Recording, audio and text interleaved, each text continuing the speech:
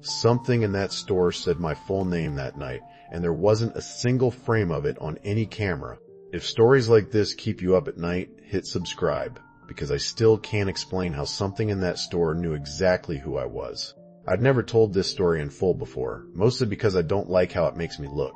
For a little over a year, I worked as an overnight security guard at a large strip mall in my hometown. I won't say where, for obvious reasons. For the first few months, I took the job seriously, but once I understood the routine, the sheer boredom of it started to wear me down. I'm a night owl by nature, and I don't mind being alone, so the job seemed perfect at first. Watch the cameras, walk the halls, listen to podcasts. That got old fast. I'd spent most of my adult life staying out of trouble, not even a parking ticket to my name. But one slow night, while reviewing the cameras, I noticed one of the back doors had no camera covering it at all. I don't know how that oversight happened, but it got my attention. I should explain the layout.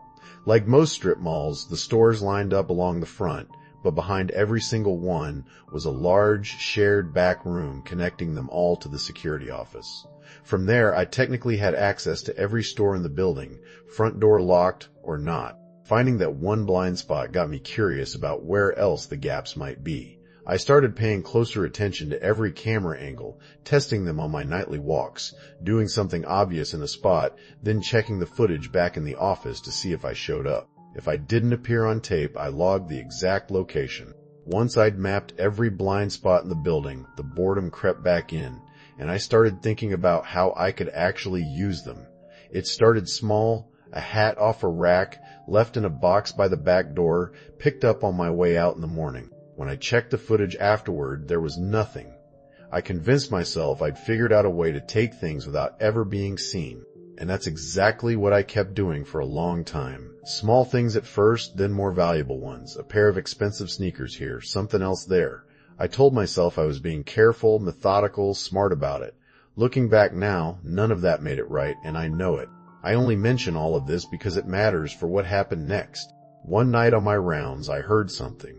The first genuinely strange thing that had ever happened on my watch. It sounded like children laughing. I pulled out my flashlight and searched the area. Nothing. The laughter kept moving around me along with faint whispering I couldn't make out. I shouted for whoever it was to come out. Nothing changed. I even threatened to call the police. The laughing paused for a second, then started right back up.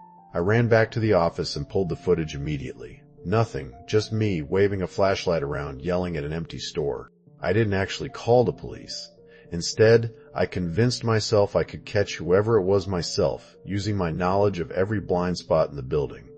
I watched every camera feed for that store the rest of the night. Nothing. Near dawn, I walked the store in person and found no sign that anyone had ever been inside. I told myself my mind was playing tricks on me and let it go. I had the next 2 nights off. When I came back, I asked the guard clocking out if anything unusual had happened. He said no. That night, I decided to check the store again. And, if I'm honest, help myself to something while I was at it. Around 3 a.m., standing in the sneakers section reaching for a pair of shoes, I heard something rush past me. I froze. "Who's there?" Just that same taunting laughter answered back. I bolted out of the aisle, flashlight shaking in every direction, still shouting. As I reached the far corner of the store, something moved at the edge of my vision. A small figure stepped out from behind an aisle and waved at me. I tried to catch it in the flashlight beam, but it was too far, just a dark shape. I told it to stay where it was and ran toward it. I looked away for 1 single second. When I looked back, it was gone. I ran through the store shouting, but there was nothing there. The laughter and movement continued all around me. Then, unmistakably clear, one of the voices said my full name. That was enough for me. I ran back to the office, still holding the shoes without even realizing it, and pulled up every second of footage from that night, determined to finally catch whoever this was. There was nothing. Not one frame. Even the camera pointed directly down the aisle where I'd seen the figure showed absolutely nothing. The next morning, my supervisor reviewed the footage herself and saw exactly what I had. Me, acting erratically, running through an empty store. She also noticed the shoes sitting in the office and asked why I had them. I didn't have an honest answer ready. She told me several stores had reported missing merchandise, and between the shoes and my behavior on camera, it didn't look good. I kept insisting someone had been in that store, that they'd even known my name. She wasn't convinced. She more or less accused me outright of theft. I denied it and quit on the spot, thinking, for some reason, that leaving the job meant I'd escape the consequences entirely. The mall investigated the missing merchandise. Nobody ever connected it back to me, and no one was arrested.